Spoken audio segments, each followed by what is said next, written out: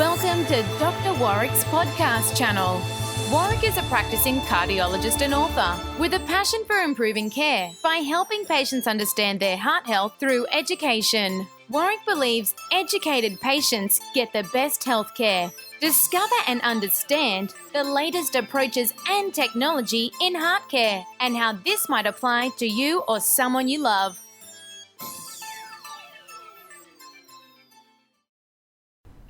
Hi, my name is Doctor Warrick Bishop and welcome to my podcast and videocast station. Today I'd like to share with you a little bit about Viagra. It is obviously a medication that we all know about, but we often don't talk about it. It comes up from time to time in my office as I'm speaking with people, and I will not infrequently ask individuals about whether they're having issues with intimacy or sexual dysfunction, particularly after a major heart event, because I think there are psychological issues that can really impact.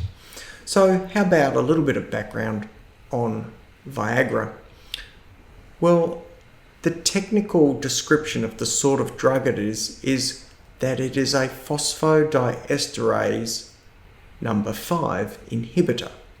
And that probably doesn't mean a lot to you, but it simply means that by taking this drug, an enzyme system is altered such that an agent called nitrous oxide is increased in the blood vessels, and that nitrous oxide, NO, is a relaxant of blood vessels.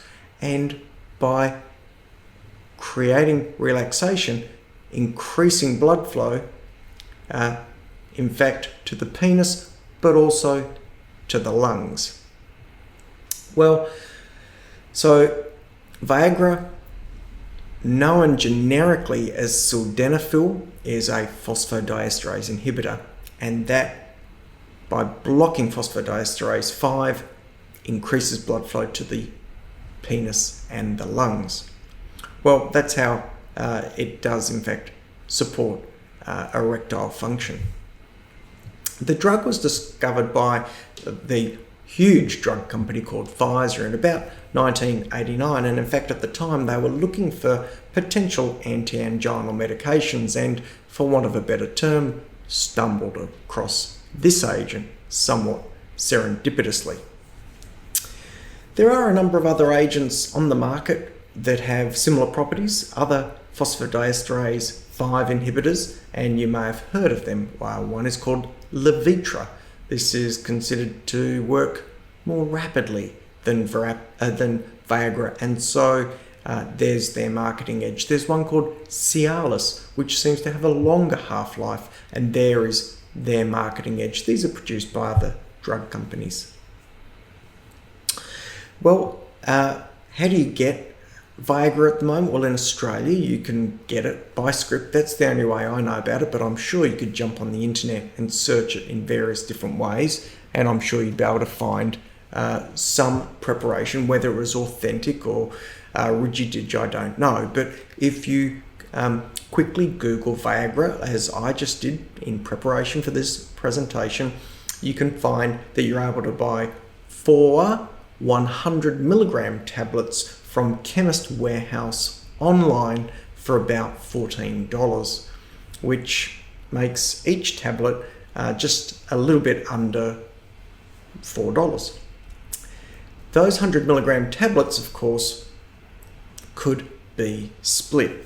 So it is possible, if you think about it, when the preparation of Viagra is available in a 25 milligram, a 50 milligram and a 100 milligram, and each of those preparations come in a 4 tablet lot, and each of those 4 tablet lots cost approximately the same, then you actually get your best bang for your buck buying 4 100 milligram tablets at $14 odd and about $10 for a pill cutter to cut it up into halves, quarters, or eighths, depending on your requirement. Well, the use for Viagra, of course, is for erectile dysfunction, but really not erectile dysfunction in the setting of major organic problems. If there are lack of blood flow issues from diseased arteries, for example, then Viagra may not be as effective. If there's been trauma or damage to nerves, Viagra may not be as effective. So before consideration of using this agent, there needs to be some certainty that if there is any erectile dysfunction, it's not from an important organic cause that may need to be reversed with specialist input. So you would need to really discuss that and probably go through a formal examination with your doctor to be sure that you're using this preparation in the right space.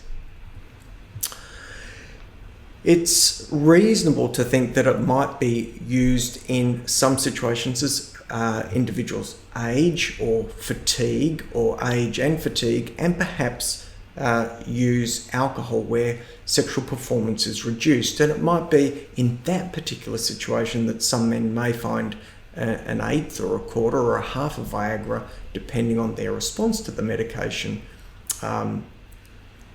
able to provide erectile support for erectile function and therefore sex and intimacy. The other role for Viagra can be with pulmonary hypertension. So I mentioned early on that the phosphodiesterase inhibitors can increase blood flow to the penis but also to the lungs, and there can be a change in blood flow to the lungs that may help individuals who have high blood pressure within their lungs. This is called pulmonary being within the lungs, increased tension, pulmonary hypertension, or increased blood pressure in the lungs. And there are situations where individuals are actually prescribed Viagra for this distressing lung condition, and it is beneficial. The use of Viagra is recommended to be taken about half an hour before it's perceived to be likely used. It can last for 2 to 4 hours subsequently. There are some warnings, and it can lead to prolonged erection, and that is called priapus and can be a problem of its own. So if you were to be using Viagra for the first time, you would be using a very small dose as a tester and building up from there. You wouldn't start off with a 100 milligram tablet in case you really did create this situation of a prolonged problematic erection, which is called priapus and needs to be corrected at a hospital. I do note that there's been issues with vision and even hearing with the use of Viagra, and it does cause other areas to vasodilate, so people get facial flushing. Well, the biggest warnings that are commonly associated with Viagra are in regard to the medications that you cannot take it with, and this is really important. For heart patients, we have a group of agents which are based off glycerol trinitrate, or TNT dynamite if you like, nitroglycerine. Those glycerol trinitrate based preparations are the spray under the tongue or the tablet under the tongue called GTN, but we've also got tablets like isosorbide mononitrate, which is known as Monogea, and we've got a related agent which is pretty similar called Nicorandil or Icaril, and these agents all actually work through a similar nitrous oxide pathway. Well, here's the warning. You can't combine Viagra or Viagra type preparations with these nitrate type preparations, or you can be confronted with profound blood pressure lowering, and that can be very dangerous. This is particularly important, in fact, if, for example, a patient has taken a Viagra tablet, for example, a heart patient has taken a Viagra tablet for an evening of intimacy and develops chest pain. Appropriately, the ambulance is called. The ambulance first response will often be to spray sublingual GTN under the tongue.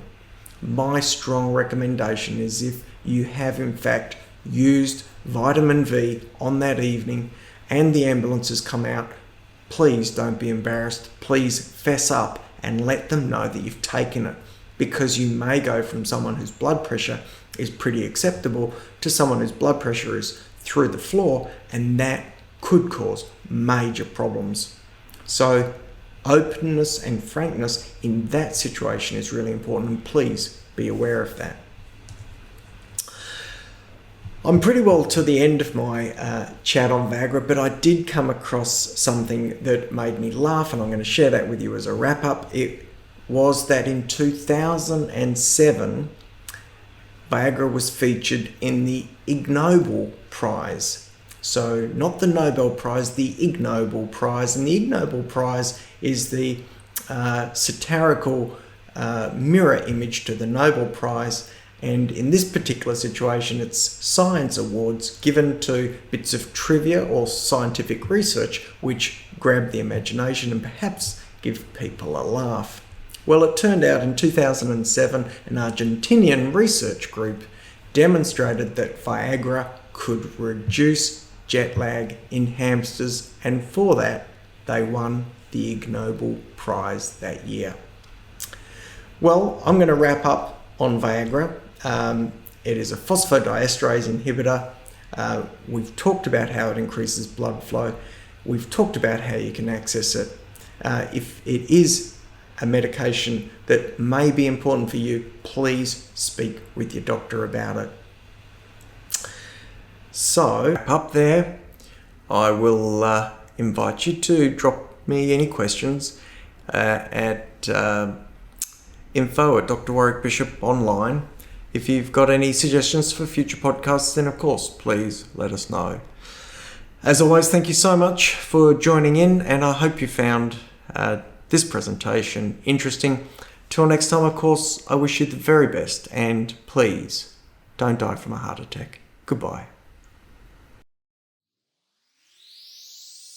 You have been listening to another podcast from Dr. Warrick. Visit his website at drwarrickbishop.com for the latest news on heart disease. If you love this podcast, feel free to leave us a review.